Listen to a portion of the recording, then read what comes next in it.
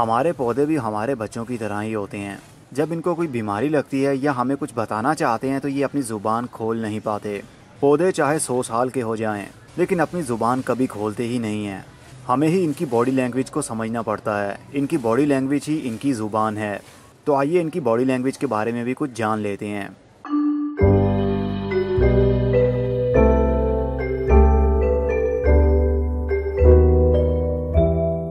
अस्सलाम वालेकुम मेरे दोस्तों, सज्जनों और बेलियों। मैं हूँ इज़हार अहमद और वेलकम करता हूँ आपको किचन गार्डनिंग चैनल पर। और उम्मीद भी रखता हूँ कि आप सब लोग खैरियत से होंगे, फिटफाट होंगे, अच्छे से कामों में खूब अच्छे से बिजी होंगे। अगर हमने घर में पौधे रखे हैं तो हमें उसके बारे में जानना भी पड़ेगा, उनकी ज़ुबान को समझना पड़ेगा, जो कि उनकी बॉडी लैंग्वेज होती है। पौधे कभी बता नहीं सकते कि उनको क्या बीमारी लगी हुई है या फिर उनको किस चीज़ की कमी है। ये जब भी आपसे बात करेंगे अपनी बॉडी लैंग्वेज में ही बात करेंगे। और इनकी बॉडी लैंग्वेज को समझना, इनके पत्तों के ऊपर फोकस रखना और इनकी ब्रांचेस के ऊपर फोकस रखना है। जो पत्ते कह रहे हैं, जो टहनियाँ कह रही हैं, वही आपको करना होगा। लेकिन इनको समझने के लिए थोड़ा टाइम चाहिए। इनके लिए टाइम निकालना ही पड़ेगा। बहुत से लोग इनकी खूबसूरती देखकर ही पौधों को घर में लाते हैं, लेकिन एक बात याद रखिए, खूबसूरत चीज़ों से प्यार ज़रूर होता है लेकिन लॉन्ग टाइम के लिए नहीं होता। तो हम जो भी पौधा घर में लाएं उससे प्यार होना ज़रूरी है, तभी आप उनकी बॉडी लैंग्वेज को समझ सकेंगे। पौधों के पत्ते देखकर ही हमें पता चल जाना चाहिए कि उसको क्या प्रॉब्लम चल रही है, उसको खाद की कमी है या फिर कोई बीमारी या फिर कोई वायरस। तो इस वीडियो के अंदर थोड़ा सा हम सीखेंगे पौधों के बारे में कि उनको किन चीज़ों की ज़रूरत होती है। नर्सरी से जब हम पौधा लाते हैं तो उसके पत्ते खड़े होते हैं और घर में लाने के बाद में उसके पत्ते इस तरह झुक जाते हैं और आहिस्ता आहिस्ता पौधा भी लटक जाता है। इसकी काफ़ी सारी रीज़न हो सकती हैं, जिस तरह जगह को चेंज करना, क्योंकि नर्सरी में जिस एरिया में वो पड़ा हुआ था, घर में वो एरिया हम वो माहौल उसको प्रोवाइड नहीं कर पा रहे, या फिर कुछ दिनों के बाद गमलों की जगह चेंज करते रहना।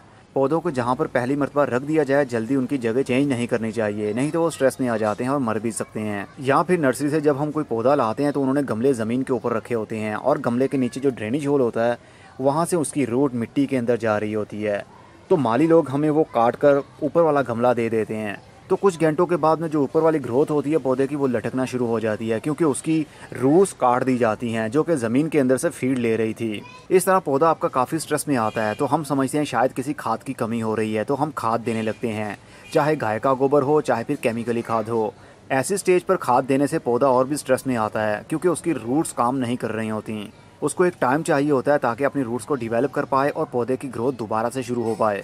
लेकिन हम ये चीज़ नहीं देखते, बल्कि फटाफट से खाद देने की कोशिश करते हैं और पानी ज़्यादा देते हैं या कम देते हैं कि हमारे पौधे की ग्रोथ दोबारा से शुरू हो जाए। इसलिए जब भी ऐसा हो, पौधे की रूट्स काट दी जाएं या घर में लाने के बाद में पौधा स्ट्रेस में आए तो उसको कोई भी खाद ना दें, बस उसको उसके हाल पर छोड़ दें। कुछ दिनों में वो दोबारा से ग्रोथ करने लगेगा।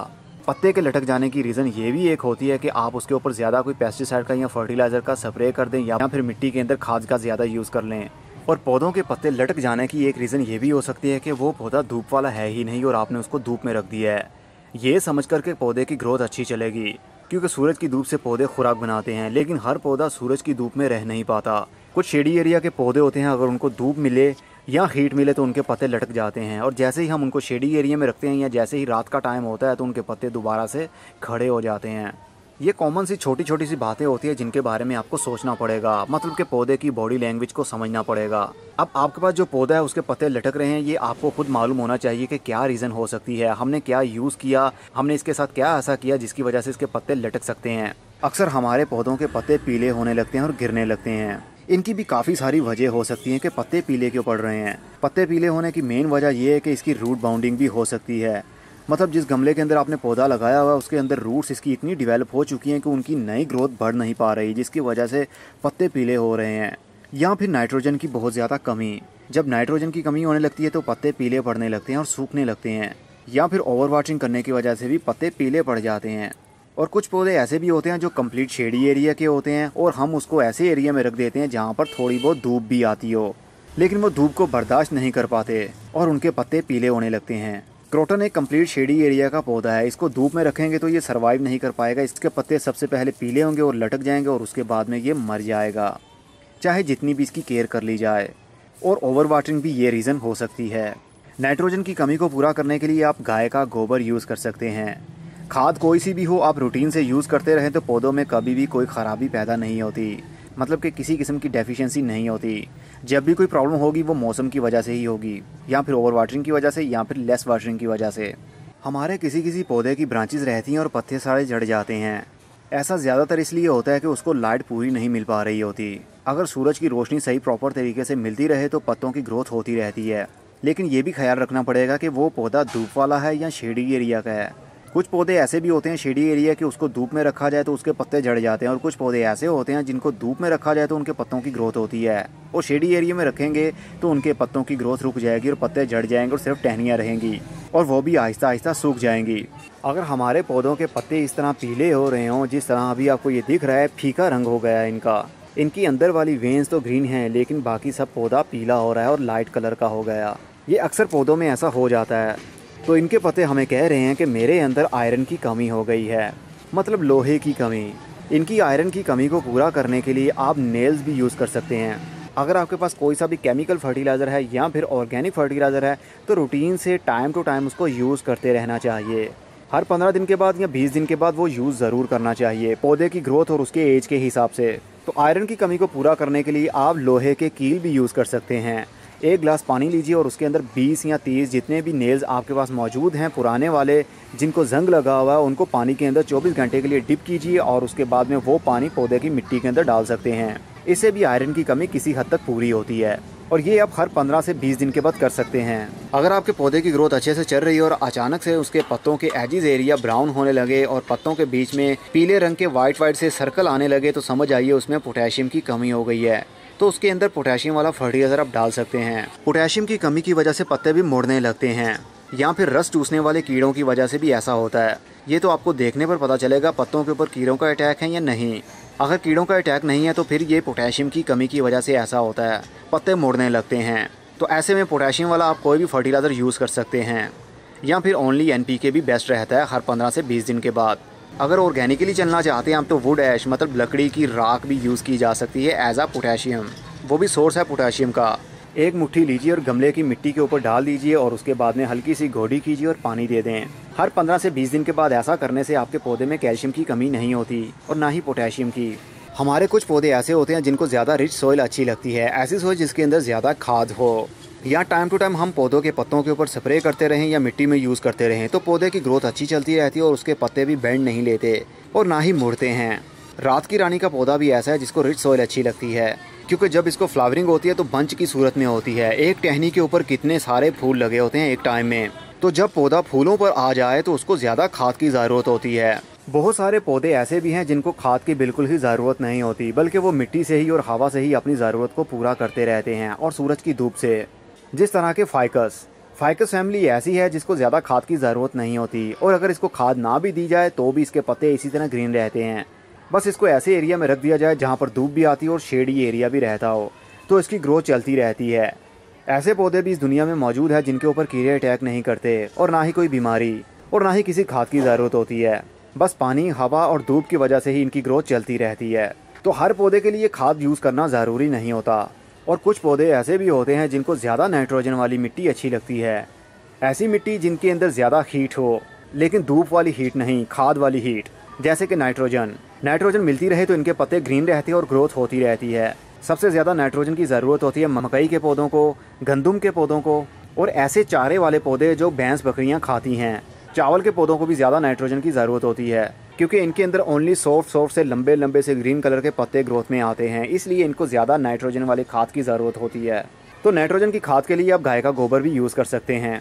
अक्सर जब हम कोई छोटे से पौधे लगाते हैं या कटिंग्स लगाते हैं या सीड से ग्रो करके ट्रांसप्लांट करते हैं पौधों को, तो जिस मिट्टी के अंदर लगाते हैं कुछ दिनों के बाद वहाँ से पौधे नीचे से मतलब जड़ एरिया से ट्रंक लेवल से गलना शुरू हो जाते हैं और पौधे झुक कर ख़त्म हो जाते हैं। तो इसका मतलब ये हुआ आपकी मिट्टी के अंदर फंगस है, और फंगस याद रखिए कीड़ा ही होता है। कीड़े इसकी जड़ को खाना शुरू कर देते हैं छोटे पौधों की, जो कि बहुत ही सॉफ्ट होती हैं, और पौधे को खुराक नहीं मिल पाती और वो झुक कर गिर जाता है। ऐसे में आप अपनी मिट्टी के अंदर एंटी फंगल पाउडर मिक्स कर सकते हैं, या फंजीसाइड का स्प्रे भी किया जा सकता है पौधों के ऊपर और मिट्टी के ऊपर, जिस तरह के थायोफनेट एक केमिकल है। इसको 5 लीटर पानी के अंदर 1 चम्मच मिक्स कीजिए और पौधों के ऊपर और पत्तों के ऊपर और ज़मीन के ऊपर भी स्प्रे किया जा सकता है।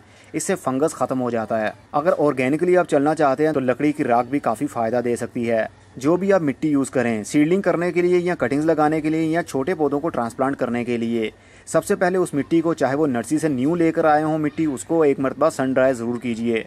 सूरज की धूप में मिट्टी को फैला दीजिए, उसके अंदर जितने भी छोटे मोटे कीड़े होंगे वो मर जाएंगे और फंगस भी होगा वो भी किल हो जाएगा। मिट्टी गर्म होने की वजह से उसके अंदर सारा मॉइस्चर भी उड़ जाएगा, तो आप उसको मिट्टी को यूज़ कर सकते हैं। एक गमले की मिट्टी के अंदर आप 1 मुट्ठी वुड ऐश मिक्स कीजिए और उसके बाद कटिंग्स लगा सकते हैं या फिर सील्डिंग भी कर सकते हैं। इससे आपको काफ़ी अच्छा रिजल्ट मिल सकता है।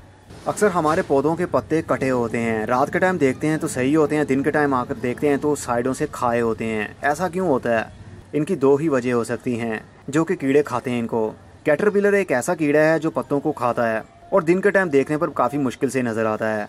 और नंबर 2 पर स्नेल एक ऐसा कीड़ा है जो मिट्टी के अंदर चला जाता है और अंडे भी अपने मिट्टी के अंदर ही देता है और उसके बच्चे भी मिट्टी के अंदर ही होते हैं और रात होते ही वो मिट्टी से बाहर निकल आते हैं और वो ऐसी जगह पर पाए जाते हैं जहाँ पर ज़्यादा पानी मिलता हो। मिट्टी हर वक्त गीली रहने की वजह से और वहाँ पर धूप ना आने की वजह से वहाँ पर स्नेल पैदा हो जाते हैं जो कि पत्ते बहुत शौक से खाते हैं। समटाइम तो वो नन्हे नन्हे पौधे मतलब कि जो सीडलिंग होती है उनके ट्रंक को भी खा जाते हैं और पौधे आपके झुक जाते हैं। हम समझते हैं कि शायद किसी वायरस का अटैक है या फिर फंगस का। ये सब बातें जो बता रहा हूँ ये आहिस्ता आहिस्ता ही आपको पता चलेंगी। जैसे जैसे आपका प्यार बढ़ता जाएगा पौधों के बारे में आपको भी सारी समझ लगती जाएगी। स्नेल को किल करने के लिए मार्केट में काफ़ी सारी दवाइयाँ मिलती हैं, जिस तरह स्नेल किलर की डिब्बी के अंदर एक ऐसी खुराक होती है जो स्नेल की फीड होती है और उसके ऊपर उन्होंने जहर लगाया होता है। रात के टाइम उसको फैला दिया जाता है, मिट्टी के ऊपर फेंक दिया जाता है उन दानों को, और सुबह आते ही हम देखते हैं तो बहुत सारे स्नेल मरे होते हैं क्योंकि उनकी खुराक के ऊपर जहर लगा होता है। अगर ऑर्गेनिकली चलना चाहते हैं तो नमक जो हम खाते हैं किचन में यूज़ करते हैं उसको भी स्प्रिंकल कर सकते हैं अपनी सॉइल के ऊपर। जिस तरह केचुए के ऊपर हम नमक डालते हैं तो वो मर जाता है, इसी तरह स्नेल को भी नमक बहुत बुरा लगता है और एप्सम सॉल्ट भी इसी काम में लाया जा सकता है। मैं एप्सम सॉल्ट भी यूज़ करता हूँ और साथ में खाली नमक भी यूज़ करता हूँ, दोनों का ही अच्छा रिजल्ट मिलता है। लेकिन अगर बहुत ही अच्छा रिजल्ट आप चाहते हैं तो इसका केमिकली यूज़ कीजिए। एक गमले के लिए 1 चुटकी नमक काफ़ी रहेगा। सरफेस एरिया पर फैला दीजिए और जैसे ही रात को वो बाहर निकलेंगे तो वो उस एरिया पर आएंगे ही नहीं और आहिस्ता आहिस्ता वो मर जाएंगे नमक लगने की वजह से। हमें अपने पौधों की बॉडी लैंग्वेज को समझना चाहिए। जैसे जैसे हमें उनसे प्यार होता जाएगा तो हमें ज़्यादा समझने का मौका भी मिलेगा। बस आज की वीडियो में इतना काफ़ी रहेगा। अब अगली वीडियो में फिर किसी नई इन्फॉर्मेशन के साथ मिलेंगे। तब तक के लिए goodbye, see you and tata और अपना बहुत सा ख्याल रखिएगा।